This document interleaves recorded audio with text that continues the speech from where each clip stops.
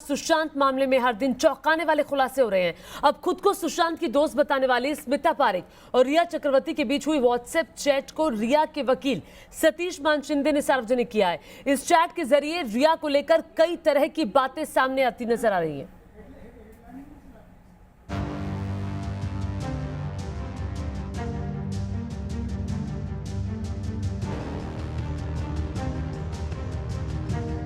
सुशांत सिंह राजपूत मौत मामले में एक और खुलासे पर खुलासे हो रहे हैं तो सुशांत की गर्लफ्रेंड रिया चक्रवर्ती और उनके दोस्तों के बीच फोन पर की गई व्हाट्सएप चैट से कई बातें सामने आ रही हैं। हाल ही में रिया के फोन से इस केस में ड्रग्स का एंगल पता चला तो अब रिया के वकील सतीश मान शिंदे ने जो व्हाट्सएप चैट सार्वजनिक किया है उससे सुशांत की मौत के बाद रिया की मानसिक हालत का पता चलता है। दरअसल ये व्हाट्सएप चैट रिया चक्रवर्ती और खुद को सुशांत की दोस्त बताने वाली स्मिता पारेख के बीच का है। 7 जुलाई को हुई इस बातचीत से पता चलता है कि सुशांत की मौत पर रिया कितनी परेशान है। वो तुम्हें बहुत प्यार करता था, तुम्हारे लिए उसने सब कुछ छोड़ा, वो सिर्फ तुम्हें देखना चाहता था, हर वक्त सिर्फ तुम्हें, लेकिन उसे मुझे भी अपने साथ ले जाना चाहिए था। अब मुझे पता नहीं कि मैं क्या करूं।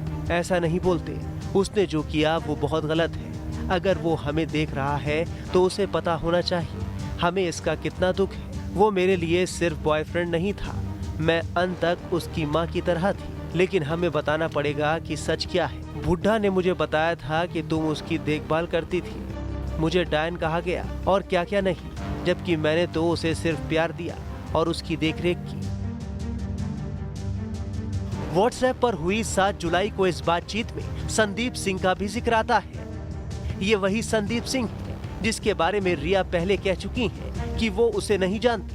लेकिन सुशांत की मौत के बाद जिस तरीके से संदीप सिंह एम्बुलेंस बुलाने से लेकर शमशान घाट तक अपनी सक्रियता दिखा रहा था, उसे लेकर कई सवाल खड़े हुए हैं। संदीप सिंह कौन है? पहले ना तो इसके बारे में सुना और ना देखा। हाँ, उसने कभी इसके बारे में जिक्र नहीं किया। काफी निराशाजनक और गुस्सा दिलाने वाला है। क्या तुम सोचती हो कि मैं इस बारे में बोलूं? मैं जानती हूँ, हाँ, कितने लोगों से लड़ूंगी मैं स्मिता जी। मैं इस वक्त बेहद कमजोर हूँ। मैं बोलूंगी जब थोड़ा मजबूत हो जाऊंगी। वो तो पहले ही चले गए हैं ना। तुम्हें सुशांत के लिए बोलना चाहिए। मैं यहाँ अकेली हूँ। हालांकि इस चैट में स्मिता लगातार रिया चक्रवर्ती से ये कहती हैं कि उन्हें सुशांत सिंह राजपूत के लिए दुनिया के सामने सच बोलना चाहिए।